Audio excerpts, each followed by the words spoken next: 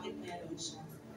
And then, sabi nila, it's a rare case para sa age niya na magkaroon ng ganyan. Rare, hindi naman siya rare because marami pong nagkakaroon ng MG or myasthenia gravis. Pero yung rare na case niya is yung kanyang thymus gland is nagkaroon ng thymoma. Ibig sabihin may bukol sa thymus. Para lang din po sa kalaman, the thymus gland ng tao, nag-produce po yan ng antibodies na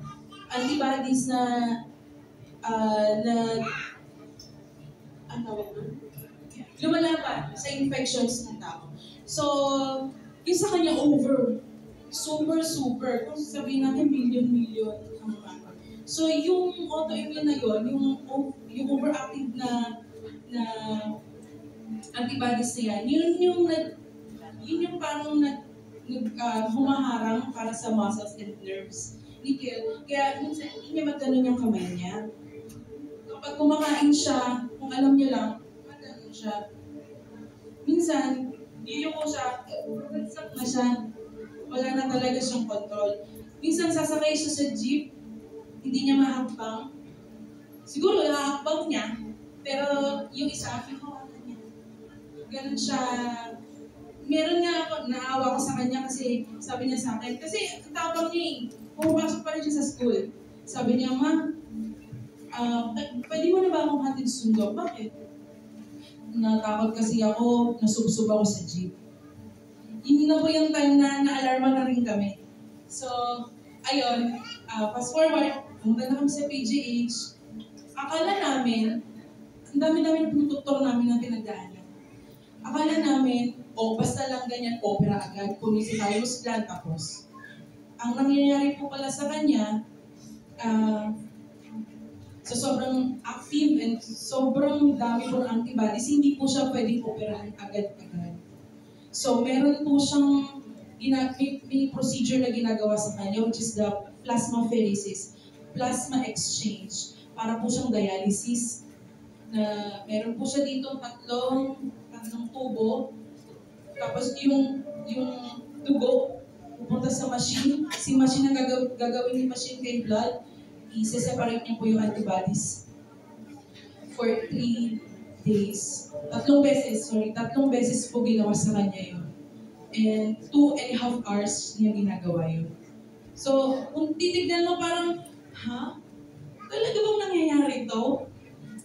Minsan mapapaisip ka, talaga ba? Kasi parang hindi ko maisip na mangyayari sa amin ito. So, dumating na si time na okay na siya, ready na siya for operation. Sabi ko, since day one, sa totoo lang po, wala po kaming hawak na pera. Pero yung faith namin kay Lord, sabi ko, let's go. Hindi na rin to okay para patagalin pa. So, ito na, operations na po. Hindi ako makapag-isip that time kasi alam ko sa sarili ko talagang sobrang stress po ako kasi ina-acid na ako. Sobrang sakit ng sikmura ko. Sabi nga na asawa ko, hindi ka pwede magkasakit, hindi ko nakakayanin.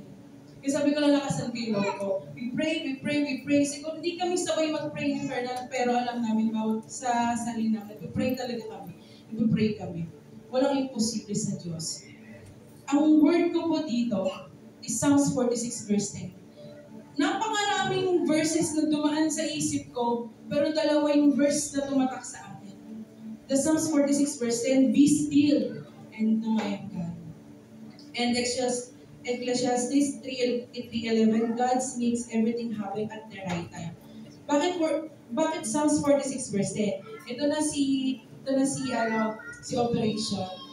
Okay na. Parang walang nangyayari. Ito na si Bill. So, akala namin, nung sinabi kasi ng doctor sa amin, binigyan na kami ng quotation eh. Wala na kaming pakialam doon. Kasi hinihingan kami ng almost 500,000. Tara na, go na natin to. Hindi na kami nag-isip saan kami kukuha. Basta masalba yung buhay ni Ken. Ito na si Bill. May running bill na, nag-aasikaso na kami. Pero yung bago pa dumating si Bill, meron na kami naiisip na gagawin namin sa mga government offices, kung saan kami kukuha, ganyan. Pero hindi siya umaakma sa plano namin. Hindi siya umaakma. Si PCSO, na dati madali nang kumuha, hindi. Si DSWD na madali nang magbigay, hindi rin. Magbibigay, oo, pero merong mga procedures and regulations si PGH, hindi sila pare-parehas. So sabi ko, paano ito? Sige. Ngayon, thankful ako kasi may mga taong ginamit talaga si Lord. And thankful ako kay Pastor Rian. And kay Dorcas. I just want to thank Dorcas and Victor. Isa sila sa ginamit ni Lord sa amin. Para, hindi naman po kami nag-aano sa politika, pero kasi kung sa pagtulong lang, bakit hindi natin sila bigyan ng honor, no? I think the Villars. Thank you. Nanghingi kami kay Villar. Kasi pwede naman tayo mahingi sa kanila as medical assistance. Pero hindi mo aakalain kung sasagutin nila. Yung DSWD, yes, 150,000.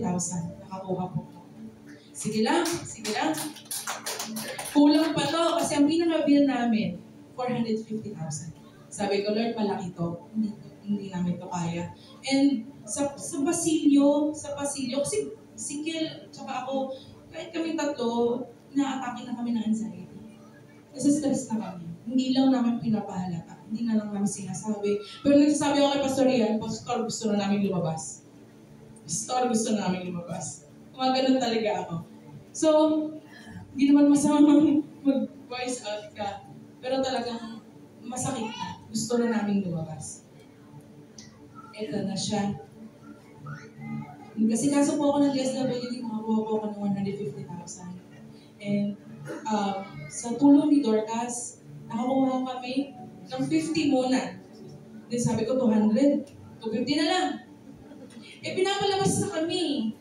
Sunday kami pinapalabas, wala pa kaming pera na. Nagkaroon kami ng pera Tuesday, Monday or Tuesday, nagkaroon kami ng pera. Pero sabi ko, tumatagal na. Sabi ko na lang, umuwi ako ng bahay, nag-asikaso ako sa munisipyo. Sabi ko, Lord, bukas, kasi masakit na. Alam mo yung dumadaan yung araw na gusto mo nang umuwi? Gusto mo, kasi baka may magkaroon mo siya ng sakit eh. Sabi ko talaga, Lord, bukas, uuwi kami. Hindi pwedeng hindi. Kung hindi ka uuwi, may pambayad kami. Yung buong araw na yun na punong-puno, ayoko na. Sabi ko, Lord, wala na akong control. Ibibigay ko na to sa'yo. Kahit, alam niyo yun, napaka-imposible magkaroon ng 250,000 kinabukasan. Sa isip mo, imposible. Pero sabi ko, nakipag-usap talaga ako kay Lord, ayoko na. Kasi hindi na po ako nakakatulog, sabi ko. Tapos sabi ko kay Dorcas, naalala ko, nung araw nagsasabi ako niya, Dorcas, last na, bukas. Sabi ko, sis, last na, bukas. Bukas, kita kukulitin. Pero maghapon. Sabi ko sa kanya. Kasi hindi naman ako nalulose hope eh. Sinasabi ko lang kasi, kailangan talaga matibay ka eh. Kailangan mong tibayan eh. Eto na, babalik na ako sa PGH. Sakay ako ng bus. Tumatawag si Dorcas na. Ate, ay sis, bakit? Ate, send ako ng message. Kasi sorry. Hindi ko na siya na masyado naiintindihan. Tulog pa siya. So, sabi ko, sorry. Nasa bus. So, hindi ko siya masyado naiintindihan. Sabi ko na lang, nung nagsabi siya, nag-send siya sa akin ng message, sabi ko lang, ay sige, okay lang. Kasi hindi ka narinig. Okay lang sis, hayaan mo na. Hindi ate, nag-send na ako sa'yo. Ng letter. Check mo. Kasi hindi ko naiintindihan. Ginawa ko yung phone. Nakita ko 250,000. So, madaling salita, nakalimog po kami ng 450,000. So, 450,000, binayaran po namin ng 7,800 sa PGH. Kaya ako sinabing Psalms 46 verse 10. Ang sinabi kasi ni Lord sa akin, nung pag-ganon-ganon ako sa pasilyo eh. Hindi na, sabi niya sa akin, still, Kalma ka, girl. Kalma ka na. Kasi kung punong-puno ka, paano ako papasok? Paano kita papasukan? Paano ko i-ano sa'yo yung peace? Kasi punong-puno ka ng pag-worry mo. Diba? And naalala ko to, God makes everything happen at the right time. Sinabi to ni Joseph sa akin. Sabi ko, bakit kayo may mga delays? Sabi ni Joseph sa akin, hindi yan delay. Right timing yan. So yung pagtayo ko po, right timing po. Yung operations ni Ken, right timing po. Yung pagpunta namin sa PGH, right timing po. At yung paglabas niya, right timing, perfect timing po. Thank you po. Maraming salamat po. Gusto ko lang pong pasalamatan Dorcas and Victor and Ate Juvie de Villars. Thank you so much. Maraming salamat po Sir Ian Pastora Joy. Maraming salamat Reyna. Lahat po nang tumulong kay Kel financially. Maraming salamat po sa tulong ninyo. Kasi alam niyo po ba, totoo lang, sa hospital kami nakaranas, kumakain kami ng gusto namin. Sa hospital, nakakakain kami ng gusto namin. Sabi nga namin ni Fernan, sa hospital, dito, kapag gusto natin mag-Dunkin' Donut, kaya natin bumili. Gusto natin mag-sunikin ng KFC, go! Sabi, pinapakita ng Lord na hindi niya tayo pababayaan. Eh, yung 450,000 nga eh. Yun po kaya half a million. Actually, hindi po 450,000 ang bill namin. It's 680,000. Dahil po sa mga nababawas, yan, at saka, thank you po kami sa mga doctors ng PGH. Sa totoo lang po magagaling po sila. Hindi ko binibigyan sila ng praise kasi doktor sila, may mataas sila. Pero kasi ang Dr. Nickel na surgeon is Christian. Totoo lang po, si Kiel, nung pinakita po sa amin yung tinatahina po siya that time, pinapunta po kami ng doktor. Pinakita sa amin yung kinuha sa kanya. Si Kiel, yung kanyang bukol na sa lungs na. Yun yung, alam niya, nung kinakausap ko ng doktor, talagang gusto kong mag-pass out. Hindi ko kayang marinig. And bukod po doon, yung si thymoma, and yung nerves mula sa utak, papuntang diaphragm, nakaganon na po siya. So, sabi ng doktor sa amin, isa narinig ko talaga, sabi niya, kung ako ang tatay ni Matthew, ito rin ang gagawin ko.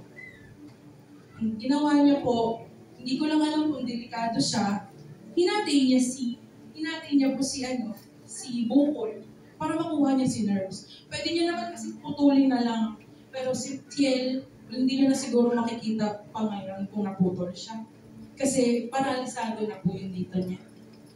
Pero I thank the Lord kasi ang dami niyang ginagamit na tao. Sobrang dami niyang ginamit na tao para sa amin. Kaya maraming salamat po sa lahat ng tumulong kay Kel. Sa lahat po ng nag-motivate sa amin, financially, lahat po. Salamat. And sa mga donors po, sa dugo ni Kel, maraming salamat. Hindi siya sayang. Pagkos, siya ay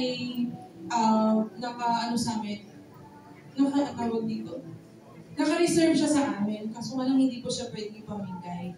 Yun lang. And sa dugo naman, so okay na hindi namin nagamit. Mas importante hindi nagamit kasi wala daw pong nalos na dugo kay Claire. Maraming salamat po. Thank you tayong lahat to be there.